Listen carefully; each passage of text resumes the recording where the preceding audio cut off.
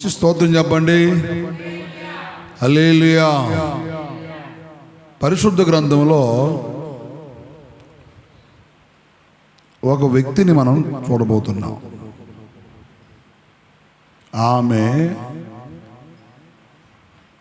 తన చెల్లి చేత ద్వేషించబడింది, తన భర్త చేత దూషించబడింది. తన చుట్టుపక్కల వాళ్ళందరూ ఆమెను చూసినప్పుడు పై స్వరూపాన్ని ఇడిజుడలమాయ్ పై స్వరూపాన్ని చూసినప్పుడు అందాన్ని ఎక్స్పెక్ట్ చేసే మనుషులు ఉన్న ఈ తరంలో, ఆ తరంలో కూడా, ఈ తరంలో కూడా ఆమెను ద్వేషించే మనుషుల్ని బట్టి కాదు, కానీ నిన్ను మనుషులు ద్వేషిస్తున్నారు అంటే దేవుడు దగ్గరికి వస్తున్నాడు అని అర్థం. ఏమైంది ఆమె అక్కడ? మనుషులు చూడాల, మనుషులు మనల్ని ద్వేషిస్తున్నారు అని అంటే దేవుడు మనకి సమీపంగా వస్తున్నాడు అని. యాకోబుకి అసలు లేయా అంటే అస్సలు ఇష్టం లేదు. స్తోత్రం చెప్పండి గట్టిగా. ఎవరికి ఇష్టం లేదు? ఎవరిని ప్రేమించండి అయినా? ఎర్రంగా, అందంగా, బుర్రంగా, నీట్గా, చక్కగా కనపడి రాహేలుని ప్రేమించాడు. ప్రేమిస్తే మంచిదే, అప్పటి రోజులు, ఇప్పుడు ప్రేమిస్తే కాదు. మా ఏమైంది అమ్మాయి ఇక్కడ డిస్టర్బ్ అవుతుంది నడిపింపుకి. ఒక పీకి బీకమే అమ్మాయి, ఇదంతా కట్ చేయాలి. మళ్ళీ అద్దెలాడుతున్నా ఎవరిని చూసి ద్వేషిస్తుంది? లేయాని చూసి యాకోబు కూడా, మాంగారు మన ఒప్పందం ఇది కాదు కదా అనే సంకల్పంలోకి, తగాదులోకి యాకోబు వెళ్ళిపోయాడు. ఇక్కడ మనం గమనించండి, లేయా సౌండ్ దగ్గర ద్వేషించబడుట దేవుడు చూసి ఆమెని జ్ఞాపకం చేసుకున్నాడు. హల్లెలూయా. నిన్ను ద్వేషించేవారు ఎక్కువ అవుతున్నారంటే దేవుడు నిన్ను జ్ఞాపకం చేసుకోవడానికి దగ్గరగా, సమీపంగా వస్తున్నాడు. ఒక తరుణాన్ని నీకు దేవుడిస్తాడు.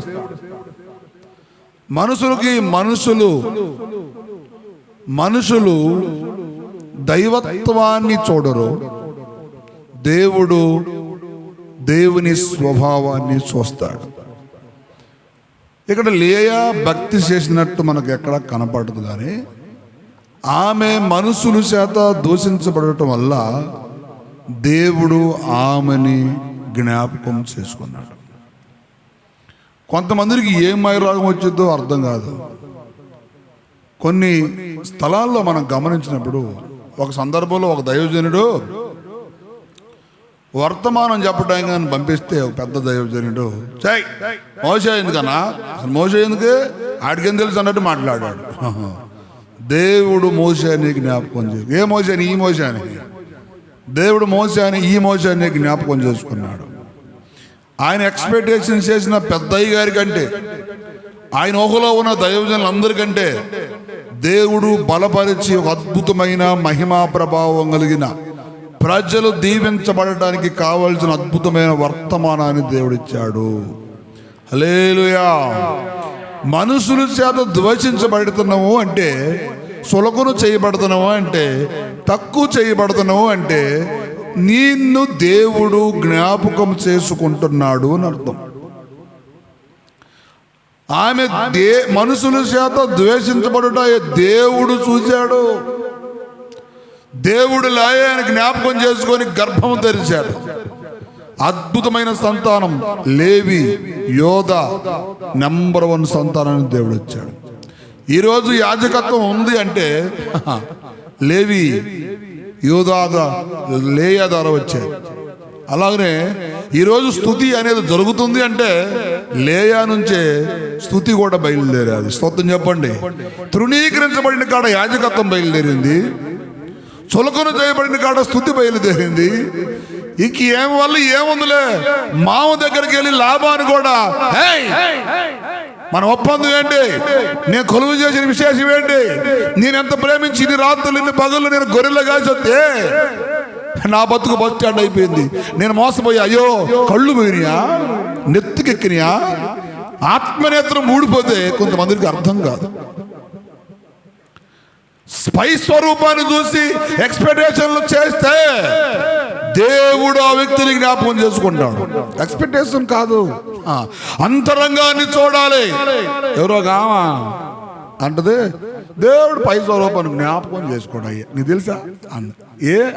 ఎందుకు ఈ మాట అన్నా అంటే, ఆమె మా పెనేహేస్ బాబాయ్కి అప్పచెప్పినామని నేను, ఏం కూడా మేకప్ రాని. అప్పుడు నేను చెప్పా, దేవుడు పై స్వరూపాన్ని ఎందుకు జ్ఞాపకం చేసుకోడు అని అంటే, అక్కడ బలవంతులైన దావీదు కుమారులు ఉన్నారు, కండదేరిన వాళ్ళు, యుద్ధం నేర్చుకున్నవారు, ఆజానబాగులుగా కనపడుతున్న వాళ్ళని చూసి సమూయేలు, ఓహో ఈయన బలవంతుడు కాబట్టి ఈయన్ని దేవుడు ఎంపిక చేసుకున్నాడేమో అనుకునే సందర్భంలో దేవుడు మనుషులు పై స్వరూపాన్ని చూడ్డు అనే మాట మాట్లాడాడు. తృణీకరించబడిన అన్నల చేత తృణీకరించబడ్డాడు దావీదు, తండ్రి ఇంట్లో నుంచి తృణీకరించబడ్డాడు దావీదు, అందరూ లిస్టులో పెట్టాడు తండ్రి యెషయా. 8 మందిని బలవంతుల్ని, జ్ఞానవంతుల్ని, తెలివి గల్లోళ్ళని, శక్తి గల్లోళ్ళని అందరూ లిస్టులో పెట్టాడు. ఆయన అంటాడు, సమూయేలు ఇంకెవరైనా ఉన్నారా?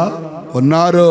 చూసారా, దేవుడు ఒక వ్యక్తి, తృణీకరించబడిన వ్యక్తి కోసం, అరణ్యంలో ఉన్న వ్యక్తి కోసం, వెలివేయబడిన వ్యక్తి కోసం, అవమానపరచబడిన వ్యక్తి కోసం వెయిట్ చేస్తున్నాడు సమూయేలు దగ్గర. హల్లెలూయా.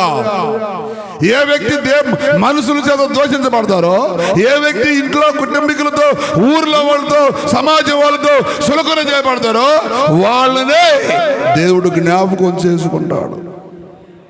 ఇక్కడ మీరు గమనించండి, ఇంకెవరైనా ఉన్నారా అంటే ఒక్కడు ఉన్నాడు, అయ్యా పనికి మాలినోడు, ఆడి కోసం దేవుడు వెయిట్ చేస్తున్నాడు. ఇక్కడ అమ్మాయి దేవుడు వెయిట్ చేస్తున్నాడు. ఎవరి కోసం? పనికి మాలిన వాళ్ళ కోసం, ఇంట్లో వాళ్ళకి ఉపయోగం లేని వాళ్ళ కోసం. ఒకసారి మా అమ్మ వీడి వల్ల మాకు ఏ ఉపయోగం లేదు, చస్తే బాగు, వీడు ఎందుకు పోతుందో నా పానానికి అన్నది మా అమ్మ. ఈరోజు మా అమ్మ పరలోకం పోవడం కోసం ఈడే ఉపయోగపడుతుంది, ప్రార్థన చేయడానికి. స్తోత్రం చెప్పండి. హల్లెలూయా. ఎవరు ప్రార్థన చేస్తారు? తృణీకరించబడ్డాడు, ఎన్నిక లేనివాడు, ఎలివేయబడ్డాడు, తంబాని కట్టివేయబడ్డాడు, అనేక రకాల పంచాయతీలు నిలబడ్డాడు, మనుషుల చేత చులకన చేయబడ్డాడు. ఈరోజు వారి కనులకి, వారి దృష్టికి గొప్పవాడుగా, గరుడుగా కనబడడానికి దేవుడు చేశాడండి. నేనేమంటానంటే, చులకనగా మాట్లాడొద్దు, చులకనగా చూడొద్దు. నిన్ను చులకనగా చూస్తున్నారు అంటే నిన్ను దేవుడు చూస్తున్నాడు అని అర్థం, నిన్ను జ్ఞాపకం చేసుకుంటాడు అని అర్థం. హల్లెలూయా. దొంగతనం చేసింది నేను, ఒడ్లు నలుచుకొచ్చింది నేను, కుప్ప దూసింది నేను, ఒడ్లు అమ్ముకుంది ఒకడు, పంచాయతీ పెట్టింది నన్ను, కేసు పెట్టింది నా మీద, కొట్టింది నన్ను, చీకటి పడింది, 8 అయింది 9 అయింది. ఆ పెద్ద మనుషులు లుప్పు పడిపోను, తాగి వాడు సొల్లు ఈడు సొల్లు మొత్తం నా మీద పడిన పిల్లోడిని తృణీకరించి అవమానపరిచే వీడు పలానాడు కొడుకు అంటున్నారు. కానీ ఈ నిప్పుదామని, వీడు చిన్నపిల్లోడని, వీడు చేసింది పొరపాటులే ఏమోనని అంటలే. ఏ నోరు వద్దు అందో, ఏ నోరు వీడు దొంగ అనదో, ఏ నోరు వీడు పనికి మాలడందో, ఏ నోరు వీడు వేస్ట్ గాడు, వ్యభిచారి, అబద్ధికుడు అన్నదో, ఆ నోరే ఆయనకు మంచి సేవకుడు అనే విధంగా నా దేవుడు చూశాడు. నువ్వు సునీకరించబడుతున్నావా, అవమానపరచబడుతున్నావా, సులకన చేయబడుతున్నావా, మనుషుల దృష్టిలో ఎన్నికలేని దానిగా ఉన్నావా, భర్త దృష్టిలో, కుటుంబీకుల దృష్టిలో, బంధువుల దృష్టిలో, ఇంట్లో వాళ్ళ దృష్టిలో నువ్వు సులకన చేయబడితే దేవుడు నిన్ను జ్ఞాపకం చేసుకుంటాడు. దేవుడు జ్ఞాపకం చేసుకుంటాడు. అసలు చూడండి, ఎన్నిక లేనోడు అడవిలో ఉంటే సమూయేలు గారు ఆయన రావాల్సిందే. నేను అంటున్నా, నీ కొరకు దేవుని అభిషేకం నీ కొరకు దేవుని అభిషేకంతో పాటు దేవుడు తన ప్రవక్త, నువ్వు పలికినే ఉన్నావు, బయటే ఉన్నావు, ఉపయోగం లేకుండా మారిపోయావు, బయటనే ఉంటున్నావు, ఎప్పటికీ లోపల రాట్లా. నీ కోసమే దేవుడు ప్రవక్తగా, రాజుగా, ప్రపంచాన్ని ప్రభావితం చేసే ఒక వ్యక్తిగా నియమించేందుకు వెయిటింగ్ లో ఉన్నాడు. నువ్వు లోపలికి వస్తే నీ మీద అభిషేకం వచ్చింది, నువ్వు లోపలికి వస్తే నీ పిలుపు మారిపోయింది. నువ్వు కొర్రెల కాపుగా ఉండొద్దా, రాజులుగా ఉండాలి, నువ్వు అధికారిగా ఉండాలని దేవుని యొక్క ప్రణాళిక. నేను ఒక మేస్టార్తో ఎట్టన్నా, నువ్వు మేస్టార్ అయ్యి ప్రభుత్వానికి అంతసేపు పని చేస్తావు అన్నా. ఉదయం 9 గంటల కానీ 4 గంటల దాకా. ఎన్ని గంటల టైం ఏదమ్మా చెప్పండి, ఎన్ని గంటల సమయం అది? గబుకొని వాళ్ళు చెప్పాలా. 9 to 4 ఎన్ని గంటలు ఉంటుంది? అయ్యాక 3, ఇక 4, 8 గంటల డ్యూటీ. 8 గంటలు కనుక నువ్వు ప్రభుత్వంలో చేసినట్టు డ్యూటీ కనుక మందిరంలో చేయి, ప్రార్థన, బైబిల్, ఆరాధన చేయి, వాడు ఎంత తర శాలరీ కంటే 60,000 ఎక్కడ? 60,000 కానీ ఇంత కష్టపడి, ఇంత లాక్కొని, ఇంత పీక్కొని, టైం తక్కువైపోకుండా మొహము నీ మొహం దాంట్లో పడాలి, నీకు ప్రింట్ చేసుకోవాలి, నీ ఏలు ముద్ర పడాలి, రే నీకు చేతో రావాలి, ఇవన్నీ కావాలి. ఆ పరలోకపు తండ్రిని నువ్వు ఒక మనిషి కింద బానిసగా ఉంటాం కష్టపడుతున్నావు, కానీ ఒక మహిమను ప్రకటించడానికి, ఒక సువార్తను ప్రకటించడానికి, ఒక త్యాగంగా నిరూపించడానికి, దేవుని సేవను పోయడానికి, దేవుని సంకల్పాన్ని భరించడం కోసం, దేవుని రాజ్యం కోసం, దేవుని యొక్క మహిమను ప్రకటించడం కోసం నువ్వు నిలబడగలుగుతున్నావా? 8 గంటలు నువ్వు నిద్ర లేకుండా, ఓపిక లేకపోయినా, సహనం లేకపోయినా, చచ్చిపోయినా ఆడ పడంటు. కానీ దేవుని సన్నిధిలో అంత త్యాగపూరితమైన, అంత సమర్పణ కలిగిన, అంత బలం కలిగిన, అంత ఓపిక కలిగిన, అంత నేర్పు కలిగిన ఆ స్థితిలో నువ్వు దేవుని సన్నిధిలో ఉంటున్నావా? ఉండవు. శాశ్వతమైన రాజ్యం, పరలోక రాజ్యం, ప్రాణం పెట్టిన రాజ్యం, కాపాడిన రాజ్యం పరలోక రాజ్యం అయితే దానికోసం నువ్వు కష్టపడేదంతా దేవుడు మనుషులకి ఒక మహిమనిస్తాడు. ఆ మహిమ నీకు అర్థమైతే, ఆయన సామర్థ్యం నీకు అర్థమైనాడు, నీ మనోనేత్రం తెరవబడింది. మనోనేత్రం తెరవబడినాడు, రొమ్ము కొట్టుకుంటాం, పశ్చాత్తాపానికి వస్తాం. నేనంట ఆ వ్యక్తితో నేను ఒక్క మాట అంటున్నా, ఈరోజు ఒక 10 మంది 20 మంది నా చర్చలో ఉండొచ్చు జనాలు, రేపు ఒక 500 మంది వస్తారనుకోండి, అప్పుడు నా నెలకంత వస్తాయి శాలరీ? 500 × 10 రూపాయలు అయ్యి ఊకని అంటున్నా. నేను పరిచర్యకే చేస్తా వాటిని. ఇప్పుడు నాకు యూట్యూబ్ మీద డబ్బులు వచ్చినా పేదలకి, లేని వారికి, అడుక్కునే వాళ్ళకి భోజనం పెట్టడానికి, ఆర్థికంగా ఉన్న దైవజనులు సహాయం చేయడానికి చేస్తా. నేను దాచుకోవడం కోసం నా అకౌంట్లో డబ్బులు ఎప్పుడు ఉండవు. 5 × 10 అంతా 5,000 అంతేనా? చమ్మేసేది 5,000. ఒక్క రోజు వారానికి 5,000. 10 ఉంటుందా అంటే ఎక్కువే ఉంటుంది. 50,000 ఆశ్చర్యపడింది. వారానికి 1,00,000 ఆశ్చర్యపడలేదు. నేనేమంటానంటే, దేవుని యొక్క హస్తాన్ని మనోనేత్రం తెరిచి నువ్వు చూడగలిగితే, నీ కొరకు ఆయన తెరిచిన ద్వారం నీకు అర్థమైతే, నీ కొరకు ఆయన వెయిట్ చేస్తున్న ఆ సంకల్పం నీకు అర్థమైతే, ఈ భూప్రపంచంలో ఆయనకంటే బిల్లి గ్రహం గారు, అయ్యా బిల్లింగ్ గ్రహం గారు ఒక మాట అన్నారంట, అయ్యా నువ్వు అంటే అమెరికా దేశాన్ని ప్రధానమంత్రి అయితే నువ్వు రెడీ అయినా అన్నారంట. ఎవరు? అమెరికా పెద్దలందరూ వచ్చి, అమెరికా లేని పెద్దోళ్ళందరూ వచ్చి, నువ్వు అంటే బిల్లి గ్రహం గారు నువ్వు అమెరికాకు పెద్ద మనిషి అయితే, నువ్వు ప్రధానమంత్రి అయితే అంటే నాకు దేవుడిచ్చిన స్థానాన్ని మీరు ఒక మెట్టు దగ్గుతున్నారు అన్నట్టు ఆయన. స్తోత్రం చెప్పండి. దేవుడు అన్ని మెట్ల కంటే పై మెట్లను ఉంచాడు. వెలుగు, లోకానికి వెలుగు నన్ను చేశాడు దేవుడు. నన్ను దేశంలో ఉండమంటారు. నువ్వు లోకానికి వెలుగువి, గ్రామానికి, ఊరికి, ఇంటికి, కుటుంబానికి కాదు, లోకానికే నువ్వు వెలుగు అంటే నువ్వు దేశానికి వెలుగు ఉండమంటవే, నన్ను ఒక మెట్టు దిగమంటే. దేవుడు ఎవరో, దేవుని యొక్క పని ఏంటో నీకు అర్థం అవ్వాలని ఈ రాత్రి దేవుడు నీతో మాట్లాడుతున్నాడు. నేను అంటున్నా, ఆయన విధి విధానం ఆలోచన నీకు అర్థమైతే నీ సమర్పణ మారింది, నీ ప్రవర్తన మారింది, నీ విధేయత మారింది. గమనించండి, లేయా రాహేలు విషయంలో బాగా క్లారిటీగా ఇంటికి చదవండి. లేయా ఎప్పటికప్పుడు విధేయత, ఒబీడియన్స్, తగ్గింపు, దీన మనసు కలిగినట్టు మనకు కనపడింది. రాహేలు దగ్గర అసూయ కనపడింది. అక్కగారు ఏంటి నా భర్త నుంచుకున్న చాలు అన్నట్టు ఎంత కాదు పెట్టుకోండి. ఆమెమంటుంది తెలుసా, నీ పిల్లలు ఉన్నారు, పెద్ద పోటుగాడు మనకు గౌరవిస్తాను ఏంటి అంటదా. అసూయ పెంచుకుంది రాహేలు. ఒకే ఇంట్లో పెరిగిన ఇంట్లో, ఒకే ఆత్మీయ ఇంట్లో పెరుగుతున్న వాళ్ళలో ఈ అసూయ, స్వార్థాలు ఒకళ్ళ మీద ఒకళ్ళు ఉండటం వల్ల ఆత్మలో దిగజారిపోయింది రాహేలు. దేవుడు అనుకుంటే రాహేలుని దేవుడు ఎప్పుడో గర్భించాడే. మనం అనుకుంటాం కదా, ఆ దేవుని చెప్తా అక్కడికి వచ్చింది. ఆడికి వచ్చి నీకెవడు చెప్పాడు? ఆమె మనసు మారిన తర్వాత, ఆమె ఆలోచన మారిన తర్వాత, దేవుని దగ్గర తగ్గించుకొని ప్రార్థన చేసిన తర్వాత రాహేలుని కూడా దేవుడు జ్ఞాపకం చేసుకున్నాడు. చాలా మందికి అర్థం కావట్లే. నిన్ను లోకం తక్కువ చేస్తుంది అంటే దేవుడు నిన్ను జ్ఞాపకం చేసుకుంటున్నాడు. లేయా ద్వేషించబడుట దేవుడు చూశాడు.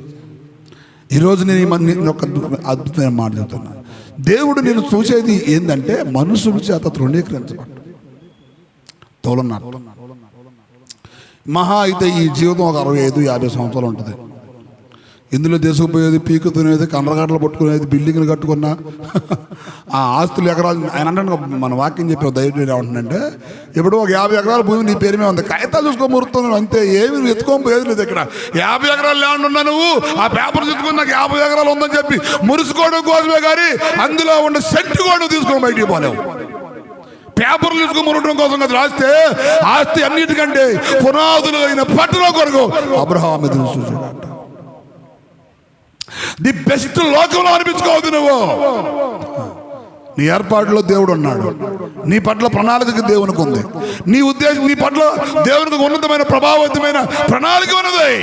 నువ్వు ఉద్దేశించబడుతుంది, అవమానపరచబడుతుంది, సులకం చేయబడింది, తక్కువ చేయబడింది, ఎన్నిక లేకుండా. అందుకనే దావీదుని గొర్రెల కాడికే పంపించారు, బడికి పంపారు. ఆయన కూడా బడికి పంపించిన వాళ్ళు మొత్తం యుద్ధంలో ట్రైనర్లు అయ్యారు. యుద్ధ నేరపులు అయ్యి కత్తులు పట్టుకొని కటార్లు పట్టుకొని ఉంటున్నారు. బడికి పోని దావీదేమో స్తోత్రం చెప్పో రాజు అయ్యిండు. హల్లెలూయా చెప్పండి రా. చదువుకున్న వాళ్ళు సన్నాసులు అయిపోయారు.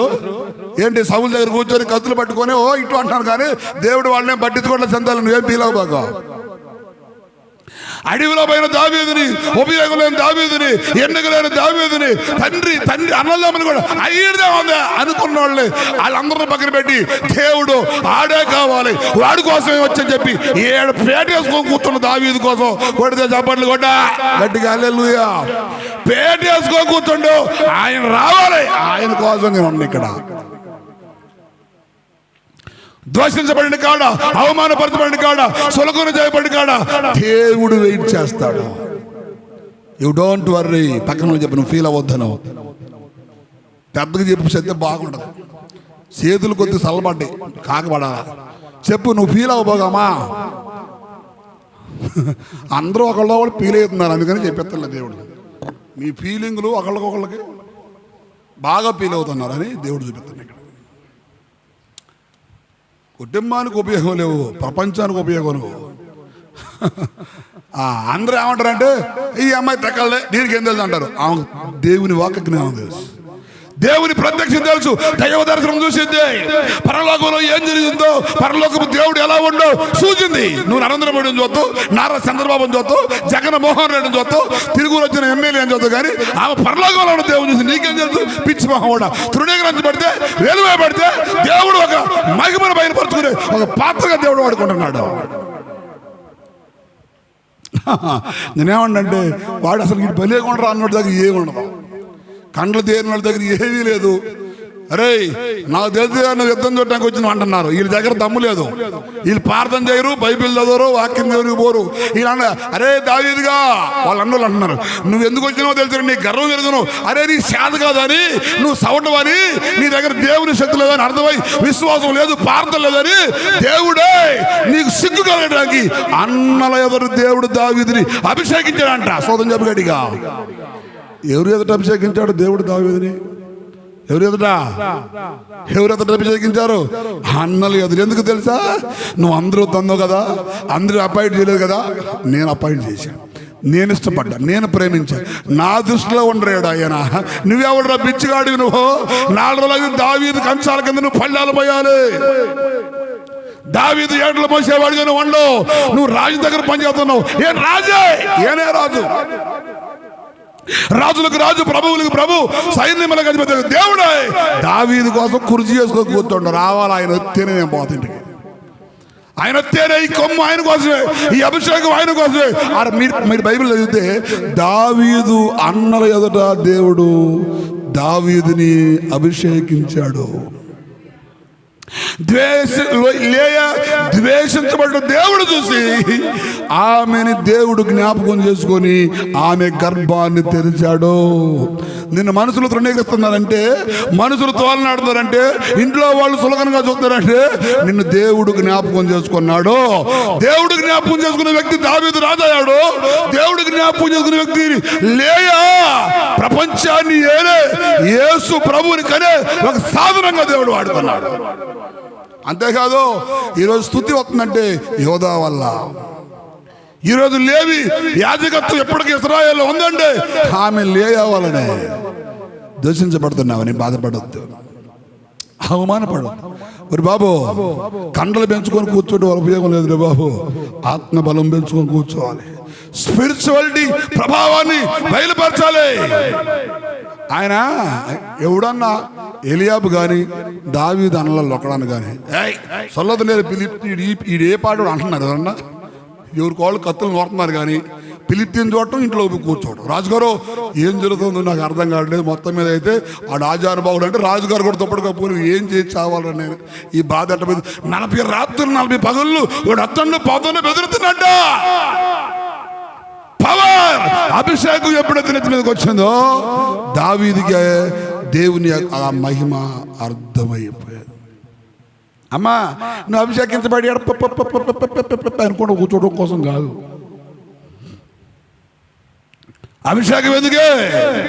శత్రు యొక్క గుండెలు చేల్చడానికి, తలను ఛేదించడానికి, తలను పొడవటానికి. అందుకనే ద్వేషించబడే ప్రతి వారి కొరకు దేవుడు సిద్ధంగా ఉన్నాడు. తృణీకరించబడుతుందని బాధపడద్దు. ఎన్నిక లేనివాడుగా నేను చూస్తున్నాడని బాధపడద్దు. సౌలుకి అంత పడట్లా, సైన్యానికి అంత పడట్లా.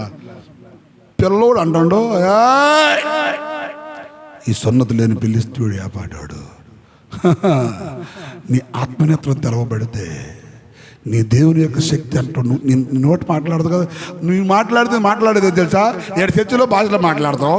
7 చర్చిలో ఇటు నుంచి నీళ్ళు మొత్తం పోయి కాలంలో పోయిందో ఎడుతూ 7 చర్చిలో మాత్రం ప్రార్థన ఇస్తే పొద్దు కింద చేస్తావు. కానీ నీ నోట్లో మాట దేవుడు నాకు ఏం చేసిండు, అసలు దేవుడు ఉంటే నా బతుకు ఎందుకు ఇట్టుంది, మా ఇల్లు ఇట్టుంది, మా వాళ్ళు ఇట్టున్నారు. కానీ దావీదు దేవుడు తెలుసా? సున్నతి లేని పిలిస్తూడు ఈ ఏపాటి వాడు లోపల మండుతున్న పదదే. నీలో ప్రార్థన ఉంది, అభిషేకం ఉంది, ఆరాధన ఉంది, అన్నీ ఉన్నాయి. కానీ నీకు మాత్రం అవిశ్వాసం కేజీలకు దూస్తే హైదరాబాద్ పిచ్చాచిపత్రి కూర్చోబెట్టి అమ్మితే నువ్వు కాటాలకు నెంబర్ 1 ముందు నువ్వే వస్తావు. ప్రార్థన చేస్తే శత్రు యొక్క అధికారం పైన దేవుడు తన మహిమను నీ పక్షాన్ని విడుదల చేస్తాడు.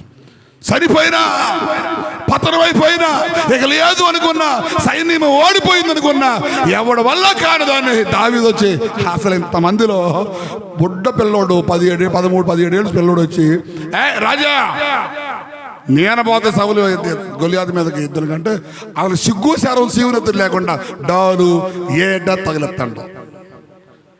అరే నువ్వు పిల్లోడురా, నీకెందురా బాబు, ఇటీవల మొత్తం పోదినరా అంటే పోయేదిగా అంటలా. ధైర్యం చెడిపోయి, బలం తగ్గిపోయి, ఆత్మలో తగ్గిపోయి, ప్రార్థనలో తగ్గిపోయాడు మాట్లాడియే. దేవునికి స్తోత్రం చెప్ప గట్టిగా. మా పిల్లలకు ట్రైనింగ్ ఇస్తాను. నా దగ్గర ఎప్పుడు డబ్బులు ఉండా పెచ్చ తెలియ కొనుక్కుని ఇంటికి రాను. మా వాళ్ళకి ఏం తెలుసు నేను కొనుక్కొచ్చేటప్పుడు మా నాన్న దగ్గర ఉంటే ఖచ్చితంగా కొనుక్కొస్తాడు, లేకపోతే మౌనంగా ఉండడానికి కాన్సెప్ట్ వాళ్ళు నేర్పి. నీకంటే ప్రేమ ఎవడుకు లేదు భూలోకంలో. తిరుగులో దారిని కాబట్టి ఈ లడ్డు పోనివు, ఆ లడ్డు పోనివు, ఆ దెబ్బలు పోనివు, ఆ చక్కర పోని, ఈ చక్కర పోనివు. రేపు ధీరుడు అయిపోతే, బలహీనుడు అయిపోయి దేవుడు పరిశ్రమలోకి వెళ్ళిపోతే ఏం కొనెత్తో చింతల్లి వాళ్ళ నాకంటరా. పిల్లలకు అద్దు మీరు కూడా అజ్ఞానంలో తీసిపోకూడదు.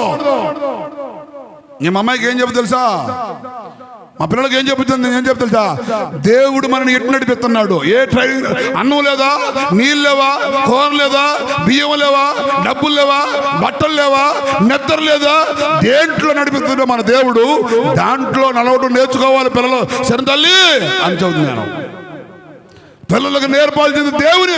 ఈ రోజు నేను చచ్చినా వాళ్ళు ఆ మాటనే జ్ఞాపకం ఉంచుకోవాలి. నువ్వేం నేర్పుతున్నావు నీ పిల్లలకి? యెషయా ఆత్మలో ఎదురు నేర్పాడు పిల్లోడికి. యెషయా దైవ కృప పైన నిలబడే యోగ్యమైన వాడిగా మార్చాడు దేవునికి అవసరం. పిల్లల్ని పెంచితే వండి అని కుప్పలు కుప్పలు కొనుక్కుంటాడు. భయపోకండి, నా దగ్గర డబ్బులు అన్న పొరపాటు కొనుక్కుని వాళ్ళకి తెలియాలి మా నాన్న దగ్గర ఖచ్చితంగా ఉంటే తెస్తాడు అని. రోజు దెబ్బలు అనుకోకూడదు. ఒకనాడు ఒట్టి చేతులతో మనం ఉండాల్సి వచ్చింది. అప్పుడు అనానే మరి అప్పుడున్న ప్రేమ మరి ఇప్పుడు డబ్బు మనిషిని ఆ వ్యసనాలకు తెసపోయింది, ఆత్మీయత దేవునికి దగ్గర తెసపోయింది. స్పిరిచువాలిటీ మనం నేర్పాలి పిల్లలకి. నిన్న చంద్ర కొన్నాడు చెప్పా, మా అమ్మాయి కూడా అదే డాడీ, అదే కరెక్ట్ డాడీ అని చెప్పి నేర్చుకోవాలి. ఇంట్లో బియ్యం లేవు అనుకో, ఇవాళ బియ్యం లేవు నేను ఉపవాసం ఉంటానని ప్రిపరేషన్ అవ్వాలి. అంతేగాని వాళ్ళింటికాడ నూనె అడకొచ్చి వీళ్ళింటికాడ బియ్యం అడకొచ్చుకొని బతకూడదు. నిజంగా బతకూడదు, అది నాకు ఇష్టం ఉండదు.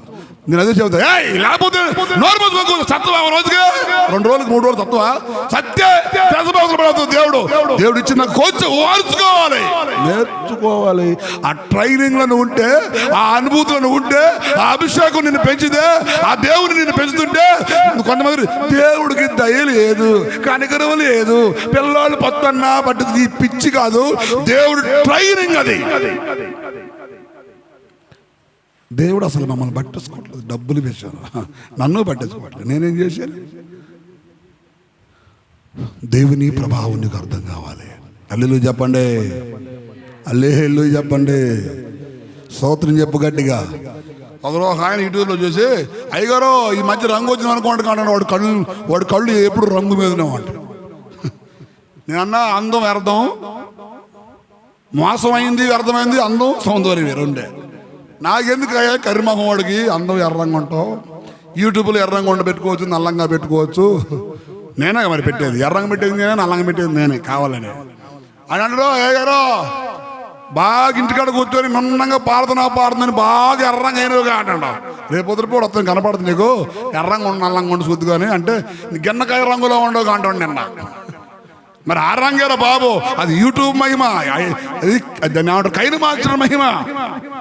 ఎర్రంగా పెట్టచ్చు, తెల్లంగా పెట్టచ్చు. నయోమి కూడా నల్లంగా ఉండదు, ఎర్రంగా తెల్లంగా పెట్టలేదు యూట్యూబ్లో. ఎవరినైనా పెట్టచ్చు. నేనేమంటే నీ మనోనేత్రం తెరవబడాలి.